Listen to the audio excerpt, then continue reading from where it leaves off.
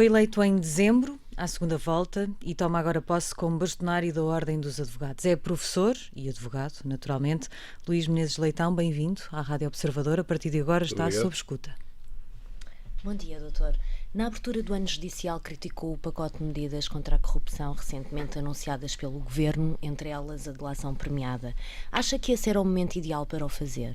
Acho, porque no momento da abertura do ano judicial nós devemos falar dos problemas que se podem suscitar na Justiça no próximo ano. E, na verdade, tinha sido esse uma das situações anunciadas e correspondia a uma reforma com bastante impacto no âmbito do nosso processo penal, anunciada, a meu ver, de uma forma um bocado precipitada, e, portanto, pareceu-me importante, avisamos desde logo qual iria ser a posição da Ordem dos Advogados sobre o anúncio que foi feito relativamente a essa reforma, que ainda não sabemos qual é, mas que o anúncio nos deixou algo preocupados. Exato, ainda não sabemos bem em que termos será essa reforma. No entanto, diz logo que algumas medidas são anticonstitucionais. Porque é que uma medida que envolve todos os atores do sistema judicial, como o arguido, a defesa, o Ministério Público, o juiz, vai contra a Constituição?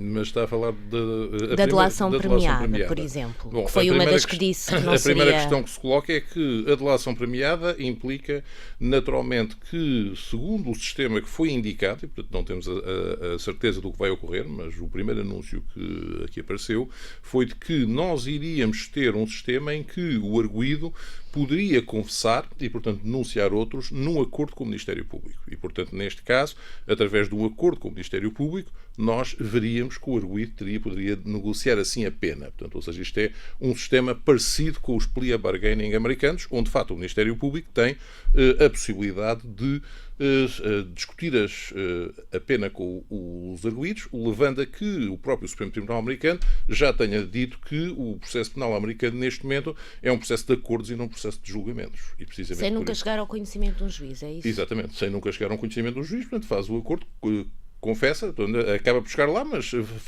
no próprio processo faz a condenação, confessa-se culpado e o Ministério Público faz aquela pena.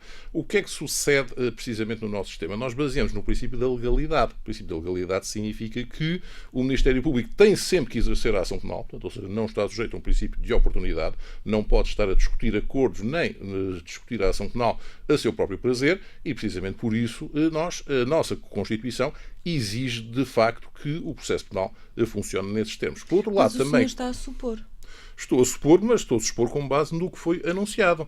Porque, efetivamente, eu não sei o que é que está a ser proposto. Acho que isso ainda ninguém sabe. Mas o que foi anunciado deixou-nos preocupados. Não é precipitado? Não, porque, no fundo, o que surgiu relativamente aos anúncios, e designadamente também preocupou muito a declaração do Sr. Primeiro-Ministro, porque ele logo a seguir fez uma comparação com a eficácia de um processo penal na América e com, no entender dele, a ineficácia de um processo penal em Portugal. Portanto, ou seja, o que nos levou logo a pensar, e isso foi a justificação que apareceu para as medidas que iam ser propostas. Portanto, por esse motivo, naturalmente que a ideia que passou para a opinião pública, e não foi diferente do que nós entendemos, é que estaríamos, de facto, a tentar importar uma solução do sistema processual penal americano. O que me pareceu, de facto, bastante preocupante neste âmbito que tenha aparecido, não só porque não é muito comum vermos um Primeiro-Ministro a falar da falta de acusações em processos, isso é uma matéria que entre nós o Ministério Público tem autonomia, é ele que gera a ação penal, não é o Governo, como também apareceu a referir um certo fascínio sobre o sistema processual penal americano, que tem imensas deficiências. Aliás, está agora... Mas viu aí uma ingerência quando diz que pelo menos não achei isso muito saudável, porque estamos a falar de um processo penal concreto. Uma coisa é o Governo ter a política geral sobre a Justiça, acaba o Ministério da Justiça. Outra coisa é estar a falar do exercício de uma ação penal, em particular com um processo que está em curso e que está entregue a magistrados. Portanto, ou seja, não é muito normal nós vemos o Governo a falar disso. É uma forma de pressão? Não interpreto como uma forma de pressão, porque acho que os senhores magistrados do Ministério Público são autónomos e não saberão entendê-la assim. Mas confesso que não parece desejável que o Governo fale de processos penais em curso. Estas medidas a seguirem para a frente e a serem aprovadas, acha que o Marcelo Rebelo de Sousa as pode mandar fiscalizar em termos constitucionais? Eu acho que pode e deve, portanto, ou seja, deve dizer uma, parece-me claríssima, de inconstitucionalidade. Quanto à delação premiada, nós podemos ter alguma discussão. Agora, quanto, por exemplo, aos tribunais especializados relativamente à corrupção, eles são expressamente proibidos pelo texto constitucional, porque o artigo 209, número 4 da Constituição, proíbe a existência de tribunais com competência específica para para julgar certo tipo de crimes. E neste âmbito, parece que se quer tentar tornear isso, dizer que isto não é um tribunal especial, é um juízo especial, mas o resultado vai ser exatamente o mesmo. E nós corremos um sério risco, se não for feita uma fiscalização abstrata da constitucionalidade, em que se atribua a competência para este julgamento a um tribunal especial, que depois esse tribunal especial venha a ser julgado inconstitucional pelo Tribunal Constitucional no caso da fiscalização concreta. E isso podia anular todas as condenações que fossem feitas por esse tribunal. Portanto, nós temos assistido ultimamente a uma menor fiscalização por parte do atual Presidente da República em termos abstratos do que relativamente a Presidentes da República anteriores. Eu devo dizer que eu pessoalmente já tenho tido a ocasião de criticar isso, não me parece que seja desejável. Acho que, designadamente, o que se viu com a lei dos metadados, em que o Sr. Presidente da República promulgou, dizendo que havia um grande consenso jurídico sobre a matéria, e depois o que verificou é que no Tribunal Constitucional só apareceram opiniões divergentes, a lei foi declarada inconstitucional e até houve uma renúncia de uma juíza do Tribunal Constitucional porque não a deixaram escrever no acórdão aquilo que queria dizer, segundo se soube, e por isso, neste quadro, parece-me que é bastante prejudicial nós não estarmos a ter uma fiscalização preventiva da constitucionalidade com a frequência com que anteriores Presidentes da República tinham. E precisamente por isso parece-me que, neste caso, se estas medidas vierem para a frente, é de todo o interesse que sejam adequadamente fiscalizadas em termos constitucionais, porque designadamente essa do Tribunal Oficial.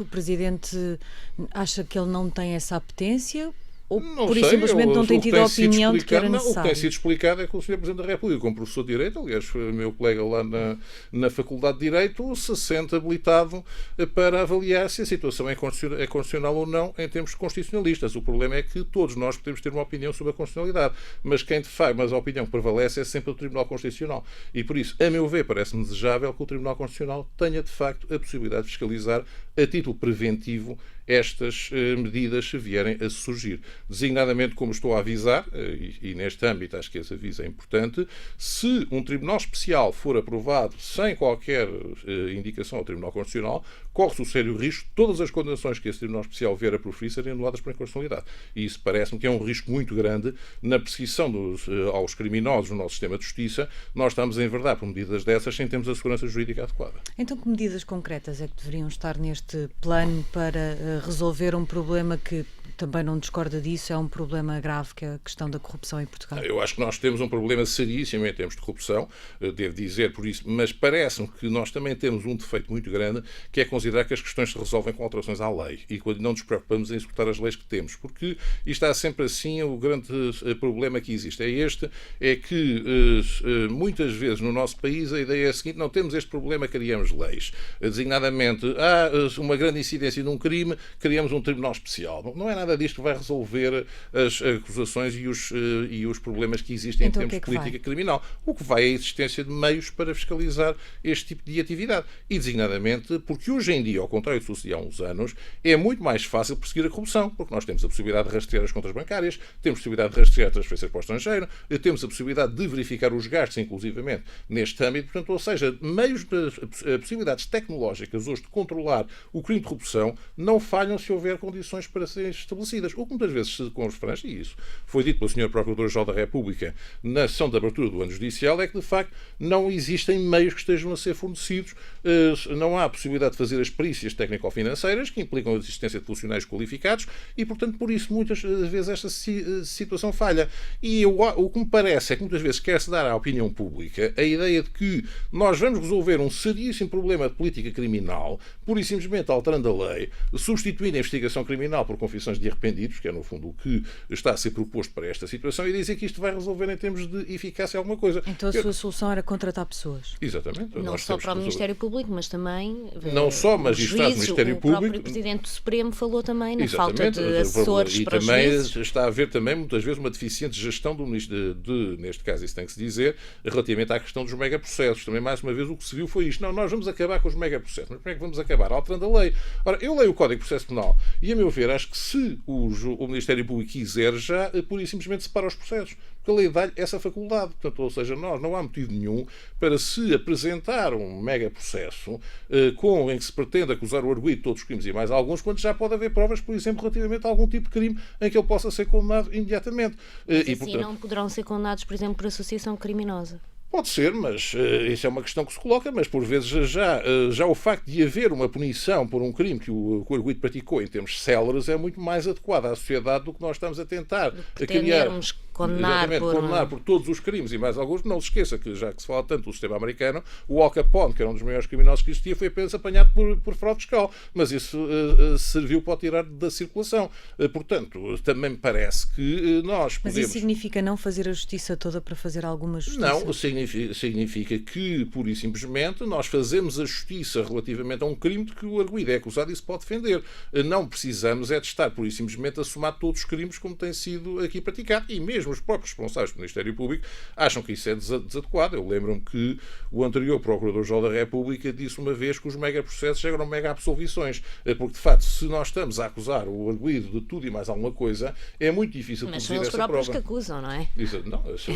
Não são eles próprios, são o Ministério Público que acusa. A acusação, mas por isso talvez deva haver uma maior separação de processos, mas isso já o nosso Código de Processo Penal permite. Portanto, o que me parece é que, mais uma vez, nós temos a ideia tradicional é que estamos sempre a mudar as leis e nunca estamos a executá-las. Portanto, ou seja, depois vem-se dizer o problema é que a lei não é boa. Não, o problema é porque a lei tem que ser executada. E para ser executada e para perseguir criminalmente a corrupção, há uma regra que não se fazem omeletes sem ovos. Portanto, ou seja, se nós não tivermos quaisquer meios para perseguir a corrupção, podemos ter a melhor lei do mundo. É daí que eu até, na abertura do ano judicial, citei a frase de Montesquieu, quando um país quer ver essas leis são executadas, porque boas leis há em toda a parte. Portanto, por isso é que me parece, de facto, que nós continuamos em Portugal a ter uma perspectiva, é que mudando as leis constantemente resolvemos algum problema. E não resolvemos problema nenhum assim. A propósito dessas medidas e especificamente em relação à questão da delação premiada, ou, enfim, seja que modelo tiver e que nome lhe for dado, disse que, questionado sobre até onde é que iria para evitar que esse instrumento estivesse na lei, disse que só podia dar a sua opinião.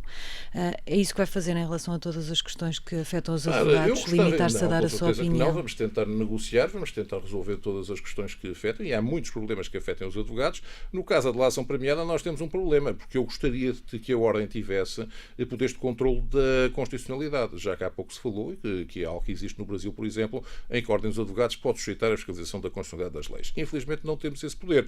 Há muitas entidades que têm fiscalizado a constitucionalidade das leis e que infelizmente não têm muitas vezes exercido esse poder de fiscalização da constitucionalidade. Se a Ordem tivesse esse poder, com certeza que o exerceria com bastante mais frequência. Agora, enquanto a Ordem não tiver poderes de fiscalização da constitucionalidade das leis, com certeza sobre qualquer lei o que nós podemos dar é a nossa opinião, chamar a atenção para o que está mal e procurar resolver por essa via, porque não temos poderes de iniciativa legislativa nem poderes de controle das leis. Isso é algo que existe relativamente a este ponto. Quanto às outras questões que colocam relativamente aos advogados, há questões que nós podemos resolver, há outras que também precisam de alteração legislativa. Nós procuraremos tentar convencer quem tem poderes de iniciativa legislativa, que são designadamente os grupos parlamentares e o Governo, a corrigir o que está mal, e muita coisa está mal relativamente à advocacia. Agora, também não temos esses poderes. Da Previdência, peço desculpa por interrompê-lo, um dos problemas que tem estado muito no seu discurso tem a ver com o sistema de Previdência e dos advogados, a insegurança financeira, fala disso várias vezes, dos advogados. Como bastonário, o que é que vai fazer para que os advogados tenham, por exemplo, direito a licenças de paternidade e de maternidade? Vou tentar ver se consigo, em primeiro lugar, negociar com a CEPAS a possibilidade de estabelecer um seguro de baixa médica neste âmbito, que me parece algo bastante importante relativamente ao nosso sistema. A nossa instituição é uma instituição que pura e simplesmente funciona em termos previdenciais para pagamento de pensões e, portanto, não assegura funções que hoje em dia são asseguradas, a regra geral, para a segurança social relativamente a certas eventualidades, como, por exemplo, a baixa médica e a situação de maternidade, porque, no fundo, existe já uma pequenina proteção, mas é muito pequena relativamente ao que existe em termos gerais. E, portanto, eu entendo que, tendo nós 32 mil advogados, e, portanto, seria possível, através de um seguro de grupo, tentar prevenir esse tipo de eventualidades. E, portanto, vamos tentar negociar com a CEPAS essa possibilidade de estabelecer um seguro que cubra, de facto, essas eventualidades. E vamos também tentar ver se, relativamente com a CEPAS, conseguimos ter uma solução que não passe por esta situação de termos um sistema que infelizmente temos e que devo dizer, acho que não existe em sítio nenhum, que é de os advogados estarem a pagar obrigatoriamente contribuições para a CEPAS, mesmo nos meses em que não têm qualquer rendimento. O que parece, de facto, uma situação de bastante injustiça. Deve-se dizer, a meu ver, os descontos para a Previdência são descontos, portanto, ou seja, devem ser descontos sobre um rendimento que efetivamente as pessoas oferem. Deve-se dizer que mal já se estabeleceu na Segurança Social a ideia é que todos os meses é preciso descontar com rendimento ou sem ele, isto já existe nos sistemas de trabalhadores independentes, mas é um desconto de 20 euros. Nós, neste momento, devido ao facto de se ter procurado subir os valores dos descontos, temos neste momento um desconto obrigatório mensal a partir do 5º ano de atividade de 251,38 euros, que é um valor, a meu ver, absolutamente astronómico, quando muitos colegas não estão a conseguir ter o rendimento necessário para o suportar. Por isso, nós vamos tentar ver se conseguimos fazer uma reforma da Previdência, porque deve-se dizer, isto está a ocorrer noutros países também. Recentemente eu tive notícia que em França também os advogados estão a protestar devido a uma elevação de 7 pontos das suas contribuições para a Previdência. Nós tivemos também isso, que foi estabelecido desde 2015, uma elevação de 7 pontos nas nossas contribuições, com o agravante serem sobre rendimentos mínimos. E, de facto, está neste momento a ocorrer uma enorme subida de contribuições que, a meu ver, talvez devesse ser melhor explicada e evitada uma tributação por rendimentos mínimos, porque eu devo dizer que ainda continuo sem perceber a justificação, porque se aumentou no ano passado as contribuições dos advogados para a CEPAS em 9%. Portanto, ou seja, em termos de contribuição mínima, isso foi decidido pelo último Conselho Geral da CEPAS, onde eu estive, avisei que isto não fazia qualquer sentido, um aumento de 9% num ano em que não houve inflação, e apesar de tudo decidiram fazer esse aumento. E precisamente por isso tivemos uma manifestação de advogados de protesto, e eu quero ver se todos estes problemas conseguem ser resolvidos, porque eu defendo o sistema de previdência que temos com a CEPAS, mas acho que temos que corrigir algumas injustiças do mesmo. Um dos problemas que a Ordem enfrenta é a falta de pagamento de milhares, são cerca de 14 mil advogados, no pagamento das cotas. Acha que isso também é por falta de dinheiro e todas estas despesas que alguns advogados têm e que não estão a conseguir fazer frente? Não sei as razões porque é, isso depende, tem que se verificar no caso concreto. Sei, no entanto, que nós estamos a ter dificuldades bastante grandes em relação a muitos colegas no âmbito do exercício da advocacia. Há mesmo advogados que passam dificuldades económicas? Sim, infelizmente isso está a passar-se, até porque estamos a verificar muitas vezes a entrada de outros profissionais a exercer sem a qualificação os atos próprios dos advogados e também como os solicitadores? Os solicitadores não, os solicitadores têm atos próprios e têm uma indicação respectiva quanto a isso. Nós podemos falar, por exemplo, de contabilistas e outros prestadores de serviços que muitas vezes aparecem a exercer atos próprios da advocacia.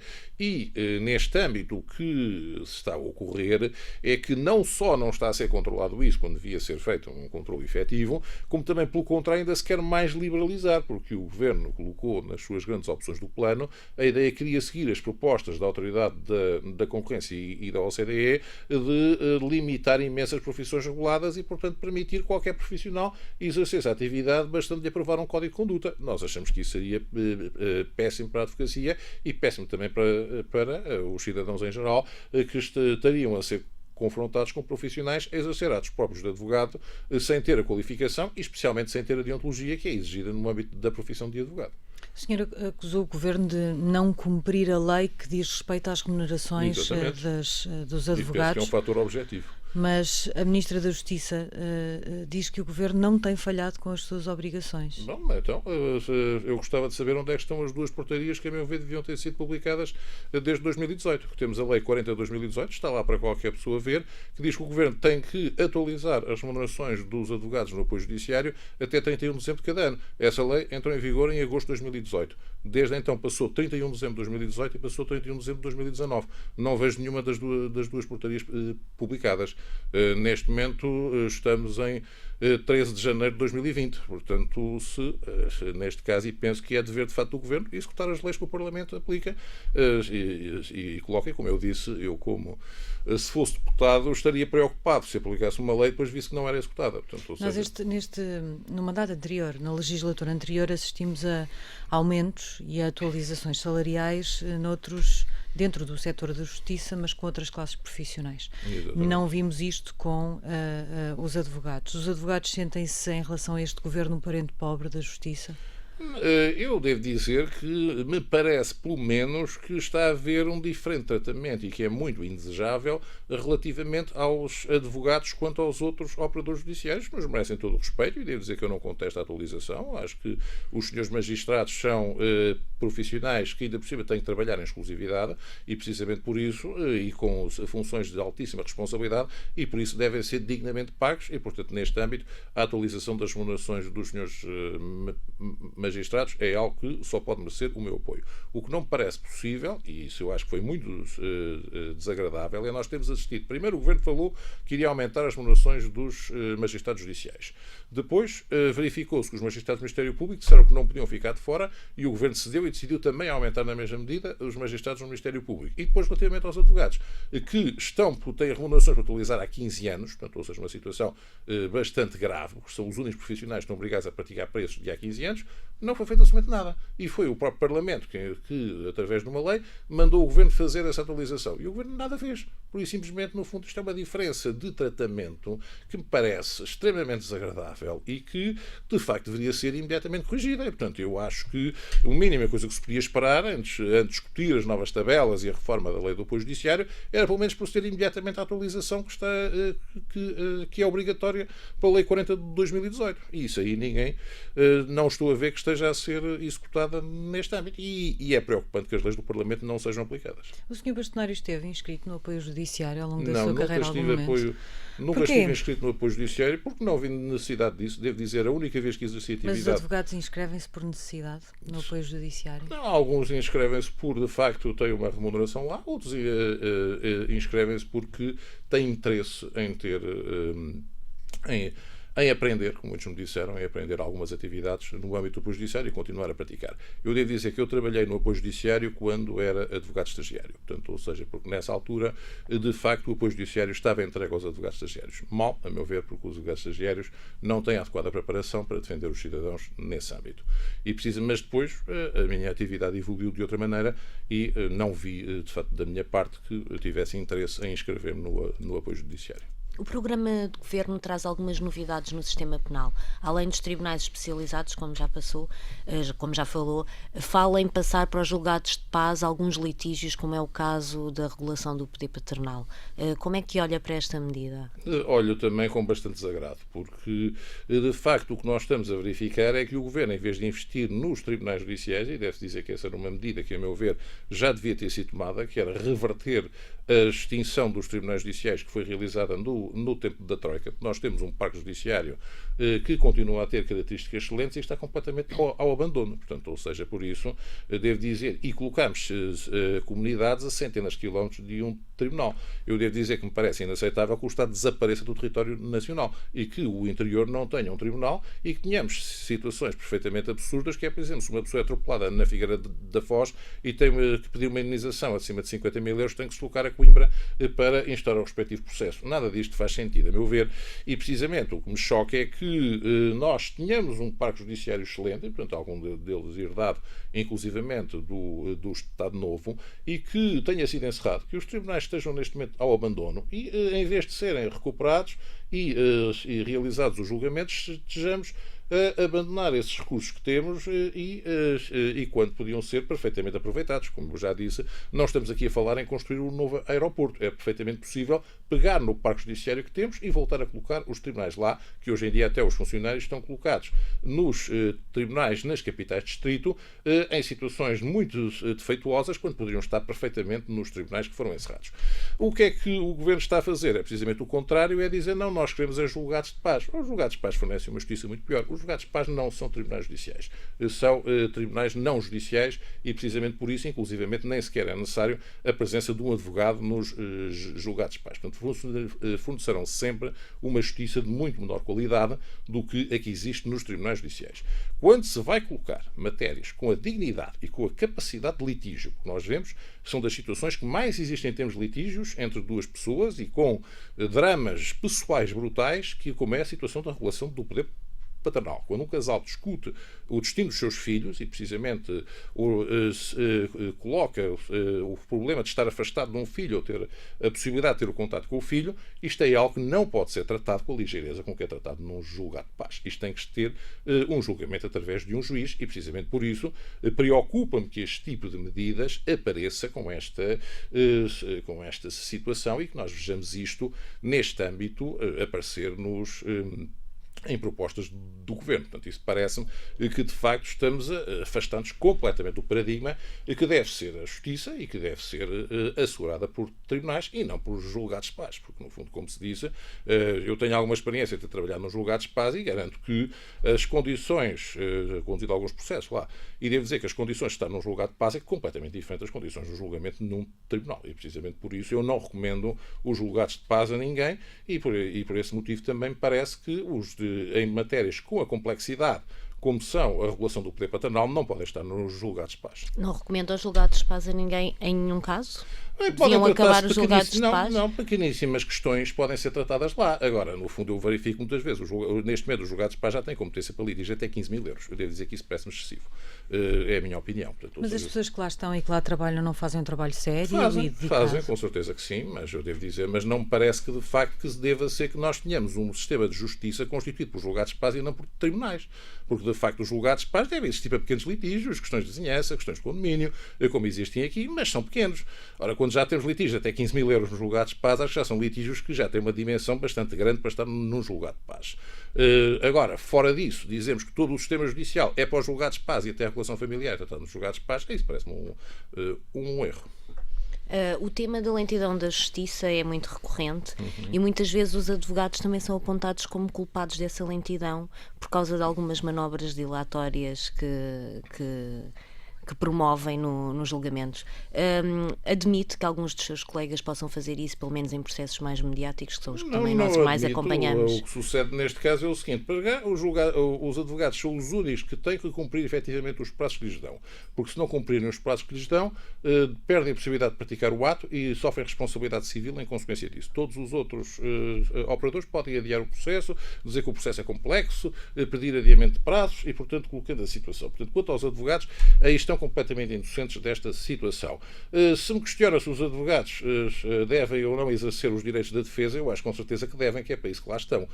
Não se espera que um advogado esteja lá pura e simplesmente num processo a fazer figura de corpo presente e que não exerça os seus direitos. Não é para isso que os advogados são contratados e não é isso que os clientes esperam dos advogados. E precisamente por isso, querer passar para os advogados a culpa da lentidão da justiça é de facto mudar completamente a perspectiva, porque são os únicos que têm que cumprir os prazos que lhes são atribuídos. Mesmo os direitos que podem exercer, e alguns direitos exercem, são direitos que estão previstos na lei, em termos de instrumentos processuais, e compete aos advogados exercer se acharem que têm justificação para isso. Inclusivamente, a lei até sanciona, e de forma gravosa, a chamada litigância temerária e, portanto, não vejo qualquer razão para estar a atribuir esse tipo de acusações. Também é mais uma forma de desviarmos a situação dos graves problemas que existem na Justiça. Mas é verdade que esses expedientes estão na lei. A questão tem mais a ver sobre se a lei devia permitir tantos.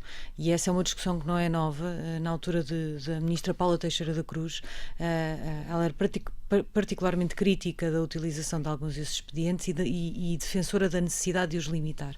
Acha que eles devem ser limitados na lei para que não existam tantos? Não, pelo contrário, acho que a lei tem que permitir às pessoas exercer os seus instrumentos de defesa. Portanto, ou seja, nós não queremos ter um país em que a pessoa vá para um processo e, pura e simplesmente, não tenha nenhuma forma de se defender e tenha que assistir colocando com acusações e que não haja possibilidade de apresentar recurso, não haja possibilidade de suscitar a questão perante um Tribunal Superior. É óbvio que este tipo de perspectiva, dizer que os direitos da defesa devem estar limitados, é muito prejudicial aos cidadãos. E devo dizer que esse tipo de discurso político é um discurso que é muito com o qual os cidadãos se devem preocupar, porque isto é a forma, de facto, que um dia um cidadão é apanhado num processo quando muitas vezes está inocente e pode estar atado de pés e mãos porque alguém resolveu, pura e simplesmente, retirar os direitos de defesa. E precisamente por isso é que a Ordem deve, nessa perspectiva, estar sempre preparada para estar a avisar o que é que está em causa se forem tomadas iniciativas dessas. Nos últimos anos, entre os processos mais mediáticos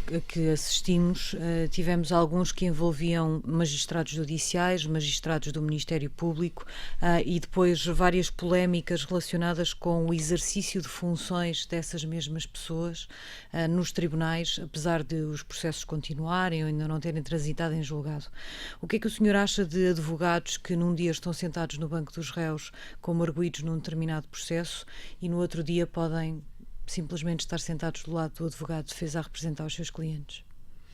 Bom, eu devo dizer que eu sobre processos concretos não falo, portanto, ou seja, isso é a questão que se coloca, os processos estão entregues aos meus colegas que exercem a sua representação e o bastonário não se ingere relativamente a processos de nenhum processo concreto.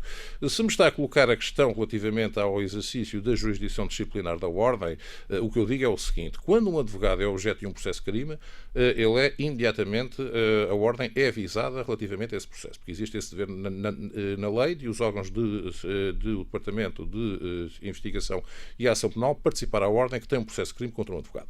Quando isso sucede, a Ordem imediatamente abre um processo disciplinar, portanto, ou seja, relativamente às situações que existem. E daí das duas, uma, ou tem possibilidade de imediatamente aplicar uma infração disciplinar, ou tem que esperar que o processo seja concluído, porque nós também temos um direito à presunção de inocência relativamente à questão que se coloca quanto a este ponto.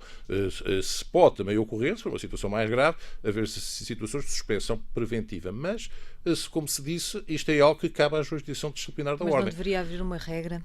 Não acho que não deveria haver uma regra, porque nós temos que ter um princípio de presunção de inocência. Portanto, e a regra que está na nossa Constituição, e é essa que temos que respeitar a Constituição, é que todo o arguido se presume inocente até o trânsito em julgado de sentença que o condenou. Por isso, simplesmente, nós não devemos, nestes casos, e deve dizer que, relativamente à situação de magistrados, o que se verificou foi que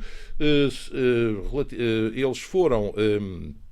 colocou-se o exercício da jurisdição disciplinar, porque só através de um processo disciplinar é que é possível, de fato, retirar a função. Nós continuamos, pura e simplesmente, a ter que respeitar as competências disciplinares dos órgãos que têm a função de aplicar a justiça disciplinar. É sempre esta a regra. Mas não têm um registro muito elevado de suspensões preventivas. Não, nestes casos muitas vezes coloca-se esta situação, mas o correto é fazer o julgamento neste âmbito.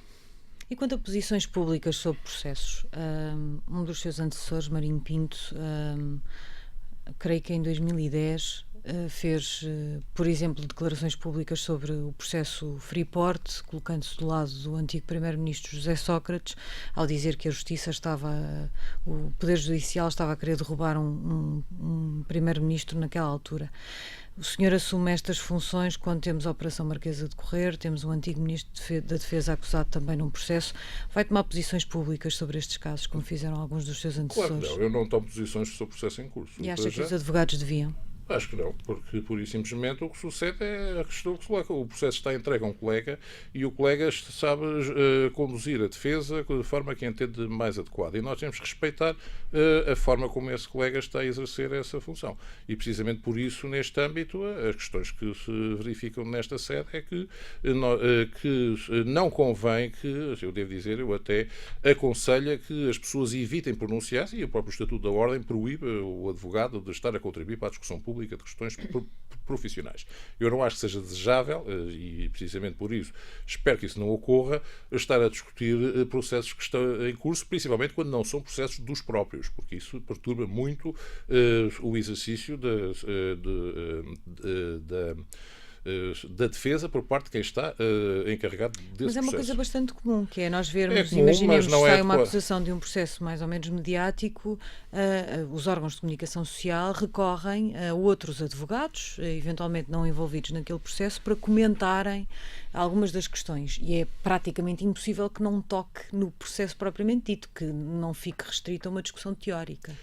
Pois, o que eu tenho visto é, de facto, muitas vezes haver o cuidado de procurar tratar o assunto numa discussão teórica, embora acabe por aproximar-se desse processo. Eu, como disse, não acho que seja desejável que haja comentários relativamente a processo em curso. E, precisamente por isso, devo dizer que às vezes vejo perguntas em perguntarem a um advogado se a estratégia da defesa está a ser correta, quando isto está a ser tratado por um colega dele. E o colega dele é que sabe qual é a estratégia que ele está a apresentar para a defesa. Mas o que também temos visto muitas vezes é que, para a comunicação social, passa a ideia que o processo já está decidido e que as questões estão resolvidas. E muitas vezes o que vemos no julgamento é que se passa exatamente o contrário, que o arguido sai de lá absolvido quando toda a gente já o condenou na praça pública. E eu costumo dizer o seguinte, que isto é como o futebol, não é nas claques que os jogos se resolvem, é nas 4 linhas. E precisamente por isso é sempre no julgamento que os processos são decididos.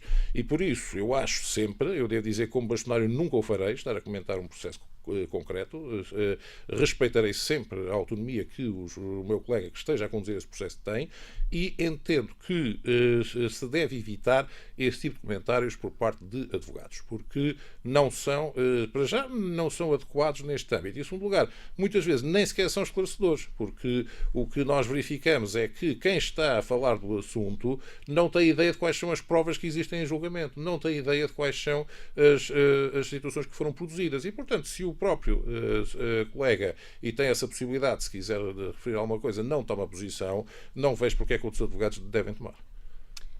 Ao contrário de outras empresas, as sociedades de advogados entregam as suas contas à Ordem dos Advogados. Numa altura em que as empresas públicas têm que divulgar as suas contas, em que nós facilmente podemos obter relatórios de contas de outras empresas, não acha que este trancar as contas das sociedades de advogados na Ordem revela um certo obscurantismo da classe? Não, isso é uma questão que está prevista em termos legais, que tem vindo a ser verificada. Eu devo dizer que... Se eu quiser fazer um trabalho jornalístico sobre as contas das sociedades de advogados, quanto é que faturam por ano, o doutor deixa-me aceder a essas contas? Tenho de verificar quais são os dados que existem aqui, não posso responder em concreto a essa questão. Tenho que ver o que é que existe nestes termos e quais são os dados que estão protegidos e os que não estão. Nós, hoje em dia, temos uma forte regra de proteção de dados, como sabe, devido ao Regulamento Europeu de Proteção de Dados, e por isso terei que verificar. E também temos uma sociedade que exige maior transparência. Pois temos, mas também nós temos que aplicar as leis, independentemente dos apelos que existem na sociedade. Mas acha que ela está errada? Não, isto é uma lei que existe europeia, que é o chamado Regulamento Europeu de Proteção de Dados. Não, estávamos a falar da lei que permite que as contas sejam prestadas à ordem das sociedades, mas não sejam reveladas. Já acontecia antes da lei da proteção de dados. Pois, existe essa lei, nós temos que verificar a situação, mas enquanto existir uma lei nós temos que a cumprir e, como disse, a ordem não tem poderes para alterar as leis. Quando o seu antecessor, o Dr. Guilherme Figueiredo, chegou ao lugar que vai tomar posse, suponho que amanhã, mandou fazer uma série de auditorias à Ordem. Numa delas foram detectadas irregularidades na contratação de advogados para representar a Ordem na impugnação de processos disciplinares durante o mandato de Helena Fraga. Conhece o resultado dessas auditorias? Não. Perguntava-lhe se também vai fazer auditorias. Não, com certeza que nós pretendemos averiguar a situação do estado das contas da Ordem. Isso é algo que existe neste âmbito. Suspeita? Não, por isso simplesmente é apenas para... Não estou com suspeita absolutamente nada, mas justifica-se que nós verifiquemos antes de tomarmos posse qual é o estado em que as contas estão, o que é que foi feito e procuraremos ter a informação adequada, mas nada mais do que isso. Portanto, ou seja, não tenho nenhuma questão neste momento a colocar. Mas não tenho nenhum dado sobre essa auditoria que foi feita na altura em que... Eu sei que foi feita uma auditoria, que foi publicada e não sei os resultados dela. Como sabe, eu não tinha funções executivas na Ordem e ainda nem sequer tomei posse. Portanto, não tenho qualquer informação sobre a situação respectiva. O senhor anunciou que vai abdicar do salário de bastonário. Foi, aliás, uma das bandeiras da sua campanha, ou uma das coisas que o tornou um bocadinho mais mediático. Vai mesmo fazê-lo, abdicar desse salário e continuar a ser professor e advogado? Exatamente.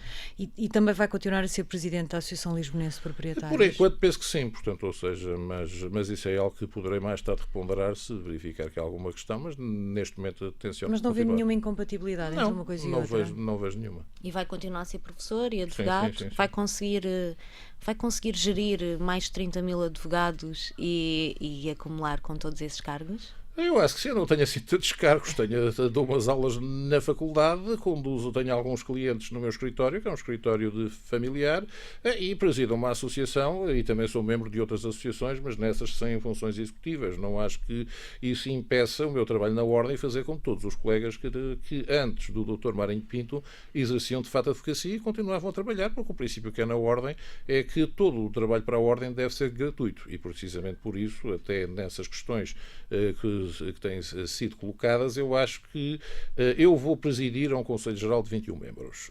Todos os membros do Conselho Geral vão trabalhar gratuitamente para a Ordem. Eu acho que como bastonário não devo ficar excluído desse tipo de situação. E por outro lado, também não quero estar a desaparecer durante 3 anos da atividade, não fazer a mínima ideia do que se passa nos tribunais, por exemplo, não saber, que eu ainda ontem fui fazer a conclusão de um julgamento e posso verificar o estado em que está o Palácio da Justiça neste momento, e eu gostaria de continuar a saber disso quando vou a um tribunal, do que propriamente estar fechado no Largo de São Domingos e estar completamente distante dessa atividade. Isso evita, pura e simplesmente, porque se eu de facto abdicasse de ser as minhas atividades, o que sucederia neste caso era que, ao fim de 3 anos, depois dizia: agora todos os meus clientes desapareceram, porque pura e simplesmente já não pude trabalhar no meu escritório. E ainda a Ordem teria que pagar, como está previsto, um subsídio de reintegração para que eu me reintegrasse na atividade profissional de advogado. Eu não concordo com estes temas, já não concordei, porque eu concorri contra o Dr. Marinho Pinto em 2007 e fui ele o primeiro a lançar essa posição. Já na altura fui contra, e devo dizer que continua a ser. Portanto, não mudei de opinião, acho que deve continuar a ser, na minha perspectiva, o que não quer dizer que outros colegas não tenham outra. Todos os meus candidatos adversários queriam exercer o cargo em exclusividade, deixar de ser advogados e ficar a trabalhar para a Ordem. Foi essa a opção, mas os colegas escolheram a mim e, portanto, vai ser essa a opção que eu vou tomar. Sr. Bastonário, obrigada por ter estado no seu escudo. Obrigada.